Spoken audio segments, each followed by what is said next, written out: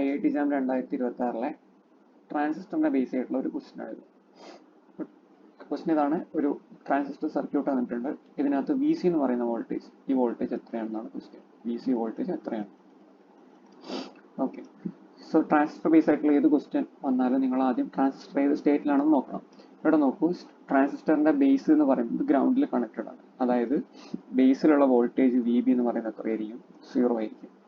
Okay, ഇനി ഒരു transistor on സ്റ്റേജിൽ ആവണമെങ്കിൽ എന്തായിരിക്കണം? Base emitter junction forward bias ആയിരിക്കണം. ഇതൊരു ഐഡിയൽ ട്രാൻസിസ്റ്റർ ഒന്നല്ല, അങ്ങനെ പറഞ്ഞിട്ടില്ല. അതുകൊണ്ട് തന്നെ നമുക്കിതൊരു NPN സിലിക്കൺ ട്രാൻസിസ്റ്റർ ആയിട്ട് എടുക്കാം. അങ്ങനെയാണെങ്കിൽ ബേസ് എമിറ്റർ വോൾട്ടേജ് മിനിമം എത്ര വേണം? 0.7 വോൾട്ട് വേണം. അതായത് VBE എന്ന് പറയുന്നത് 0.7 വോൾട്ട് ആയിരിക്കണം.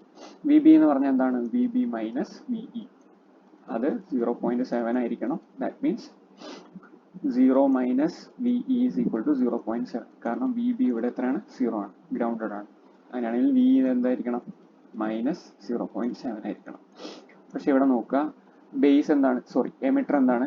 എമിറ്റർ കണക്റ്റഡ് ടു ഗ്രൗണ്ട് ആണ്. അപ്പോൾ VE എന്ന് പറയുന്നത് എന്തല്ല? മൈനസ് 0.7 അല്ല. ഇവിടെ പകരം എന്താണ്? VE എന്ന് പറയുന്നത് 0 വോൾട്ട് ആണ്, കാരണം അത് കണക്റ്റഡ് ടു ഗ്രൗണ്ട് ആണ്. അങ്ങനെയാണെങ്കിൽ VB എന്തല്ല? 0.7 അല്ല. അങ്ങനെയാണെങ്കിൽ ഈ ട്രാൻസിസ്റ്റർ എന്തല്ല? ഓൺ അല്ല. ട്രാൻസിസ്റ്റർ ഓൺ അല്ലെങ്കിൽ IC എന്ന് പറയുന്ന കളക്ടർ കറണ്ട് എന്തായിരിക്കും? 0 ആയിരിക്കും. ഇനി നമ്മൾ ഈ ഒരു ബ്രാഞ്ച് എടുക്കുകയാണെങ്കിൽ ഇവിടെ നമുക്ക് എങ്ങനെ എഴുതാം?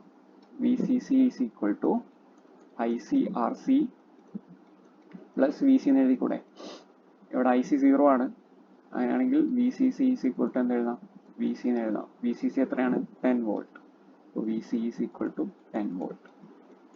ഓപ്ഷൻ 4 ആണ് കറക്റ്റ് ആൻസർ.